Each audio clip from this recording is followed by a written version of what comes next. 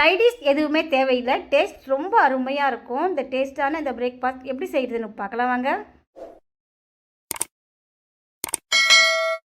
ஒரு கடாய் அடுப்பில் வச்சு 150 கிராம் பச்சை பட்டாணி இதை கடாயில் போட்டுடலாம்.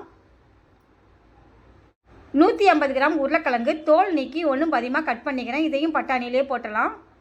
2 டம்ளர் தண்ணி ஊற்றிடலாம். பட்டாணி உருளைக்கிழங்கு நல்லா வேகட்டும். இப்போ தட்டு போட்டு மூடி வச்சிடலாம்.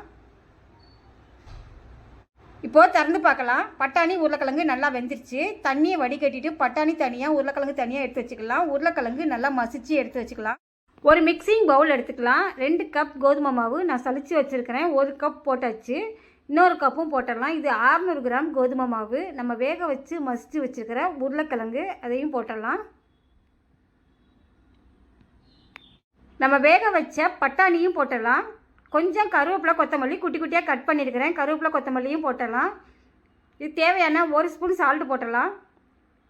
காரத்துக்கு அரை ஸ்பூன் மிளகாத்தூள் போட்டுடலாம். காய்ச்சி ஆற வச்ச திக்கான பால் 250 கிராம். இதை கொஞ்சம் கொஞ்சமாக ஊற்றி சப்பாத்தி மாவு பார்த்து பிசைஞ்சிக்கலாம். பால் ஊற்றுறதுனால டேஸ்ட்டு நல்லா சூப்பராக இருக்கும். நல்லா சாஃப்டாகவும் இருக்கும். இப்போ சப்பாத்தி மாவு பார்த்துக்கு பிசைஞ்சாச்சு. சின்ன சின்ன உருண்டையாக உருட்டி எடுத்துக்கலாம். நான் எல்லா மாவுமே சின்ன சின்ன உருண்டையாக உருட்டி எடுத்துக்கிறேன். சப்பாத்தி திரட்டுற கட்டையில் கொஞ்சம் கோதுமை மாவு வர மாவு போட்டு நம்ம ரவுண்டு ஷேப் தட்டி எடுத்துக்கலாம். இருக்கிற மாவு எல்லாத்தையுமே சப்பாத்தி தட்டுற மாதிரி தட்டி வச்சுக்கலாம். அப்போ தான் நமக்கு சுட்டு எடுக்கிறதுக்கு ஈஸியாக இருக்கும்.